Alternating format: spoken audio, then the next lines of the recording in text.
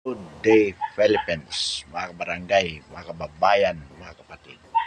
Ipinagdaraos po ngayon ang translation o translasyon ng Black Nazareno dito po sa Quiapo, kung saan daan-daang libong mga deboto ang sumama po bilang pagpapakita ng kanilang tapat na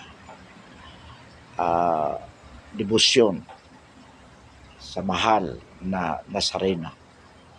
Ang atin pong panalangin, mga kabarangay, mga kababayan, mga kapatid, na sana itong translasyon na ito ay maging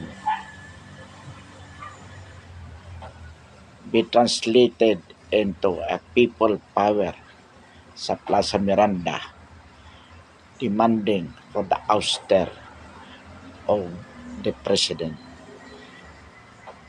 Kanina lamang po mayroon tayong nabalitaan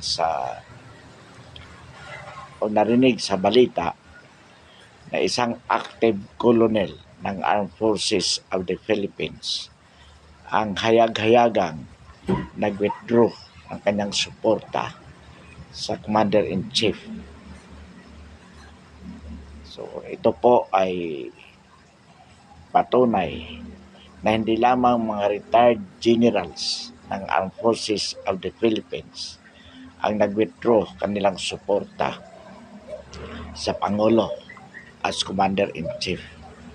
Malaking bagay po ito, mga kabarangay, mga kababayan, mga kapatid, because ayon sa balita, itong active colonel na ito ay nagpahayag ng kanyang expressly na siya ay nag-withdraw ng kanyang suporta sa bangag na Pangulo as the Commander-in-Chief. So ang kailangan na lamang po, mga kabarangay, mga kababayan, mga kapatid, ay samahan po natin itong aktibong general na ito. Ipakita ng sambayan ng Pilipino na kasama tayo sa kanyang advocacy na mapatalsik ang bangag na Pangulo na siyang nagpapahirap sa sambayan ng Pilipino. Ayon din po sa balita kanina, mga kabarangay, mga kababayan, mga kapatid, mismo ang isang obispo na nagmisa dyan sa Quiapo ay nanawagan na dapat mahiya na itong kasalukuyang Pangulo at dapat bumaba na siya sa kanyang pagiging Pangulo sapagkat siya ay pahirap sa sambayan ng Pilipino. Bagamat hindi tinukoy ng nabanggit na obispo ang Pangulo, ngunit sinabi niya na mahiya naman kayo, ayaw niyong bumaba sa pwesto, gayong kayo ay pahirap sa sambayan ng Pilipino. So ibig po sabihin, mga barangay, mga kababayan, mga kapatid, na kahit na itong obispo na ito na nagmisa kanina sa translasyon ay nananawagan na rin ng na bumaba na sa pwesto yung mga nagpapahirap sa sambayan ng Pilipino.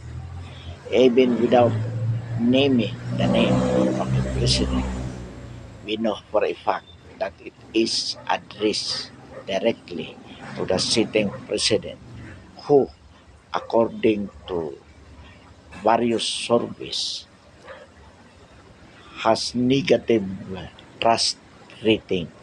Ibig po sabihin, hindi lamang basta zero, kundi mas mababa pa sa zero ang tiwala ng sambayan ng Pilipino. Na ibig sabihin, talagang walang-wala na pong tiwala ang sambayan ng Pilipino sa kasalukuyang Pangulo.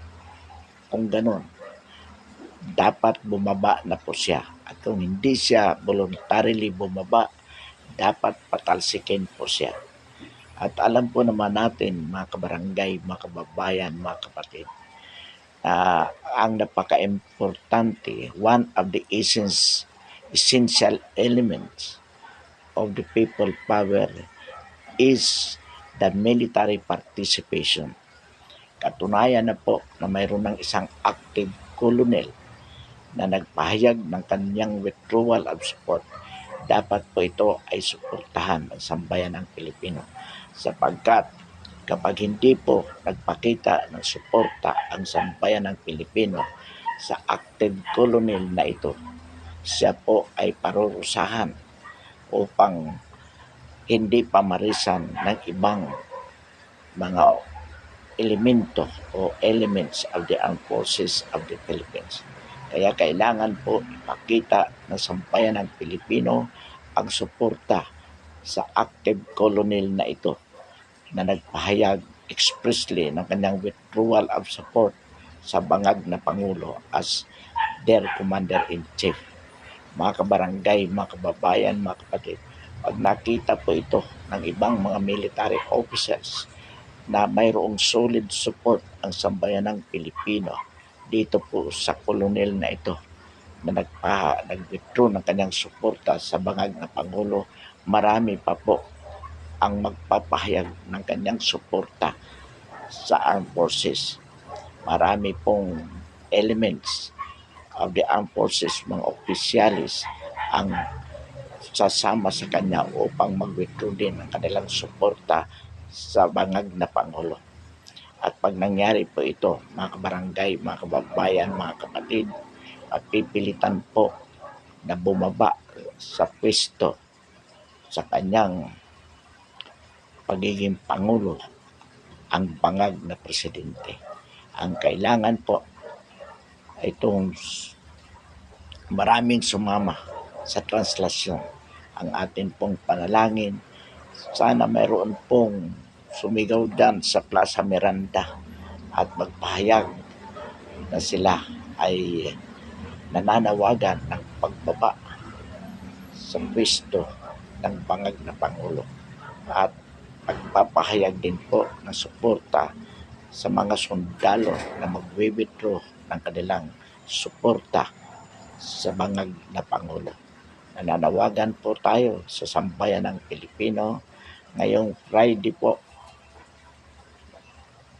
Samantalahin po natin. Let us make this a Black Friday to start a people power demanding for the ouster of an addict and most corrupt President of the Republic of the Philippines. Muli po ang ating panawagan at sana po makarating ito sa lahat ng sulok ng ating bansa at maging sa ibang panig ng mundo. Kailangan pong isigaw natin na dapat nang bumaba sa Malacanang ang bangag at adik na Pangulo. Hindi po cabinet revamp ang kailangan upang ma-resolve ang problema ng sambayan ng Pilipino. Ang kailangan po ay ang pagbibitiw ng bangag na Pangulo na walang kakayahan upang pamunuan ang ating bansa. At kung hindi po siya kusang loob na magbibitiw, dapat po patalsikin siya sa anumang paraan. At ito pong pagpapahayag ng isang active colonel na siya ay nagwi-withdraw ng kanyang suporta sa Commander-in-Chief na wala na pong moral and legal basis to stay in power. Dapat po ito ay gayahin kaya ng ibang mga military officers at elements. Kaya tayo po ay nananawagan din sa iba't ibang mga opisyalis ng sandahang lakas ng Pilipinas at ng Philippine National Police na sabay-sabay po kayong magdeklara ng inyong withdrawal of support from the Commander-in-Chief who has no moral ascendancy to stay in power. Mga kabarangay, mga kababayan, mga kapatid, nangyari po ito noong 1986 noong si Fidel Ramos at si Juan Ponce Enrile ay nagdeklara ng kanilang withdrawal of support from their Commander-in-Chief who at the time was Ferdinand Marcos Sr., ang ama ng kasalukuyang Pangulo. At pagkatapos po na sila ay magdeklara ng kanilang withdrawal of support. Nanawagan po si Cardinal Sin sa taong bayan na magpunta sa EDSA upang suportahan at protektahan si Juan Ponce Enrile at si Fidel Ramos. Kaya ngayon po tayo ay nanawagan din. Sana yung obispo na nagmisa kanina at si Cardinal Tagle at iba pang mga obispo dyan ay manawagan sa sambayan ng Pilipino na protektahan ang kolonel na ito na nagdeklara ng kanyang withdrawal of support. At sana po ang ating panawagan din sa ibang military officers at PNP na samantalahin po ninyo mga opisyal ng Sandatahang Lakas at ng PNP na sabay-sabay na magdeklara ng inyong withdrawal of support sa bangag na Pangulo. Pinaalaala po natin mga kabarangay, mga kababayan, mga kapatid, na ang katapatan sa saligang batas, katapatan sa chain of command ng military at ng PNP ay katapatan sa tunay na interes ng sambayan ng Pilipino. Ang katapatan po sa konstitusyon ay katapatan sa tunay na interes ng sambayan ng Pilipino.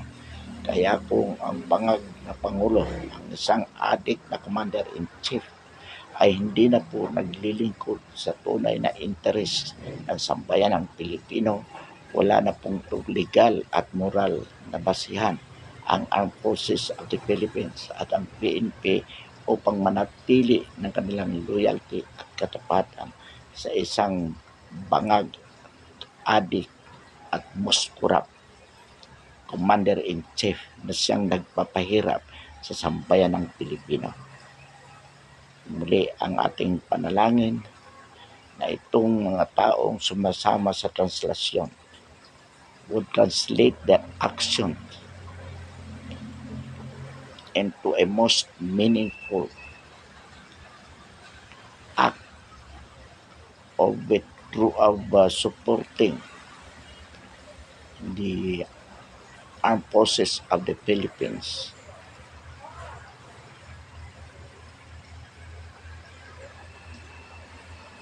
Officers who withdraw their support from their Commander-in-Chief. Mga kabarangay, mga kababayan, mga kapatid, pansamantala po atin pong wakasan ang ating talakayan ngayong araw. Marami pong salamat.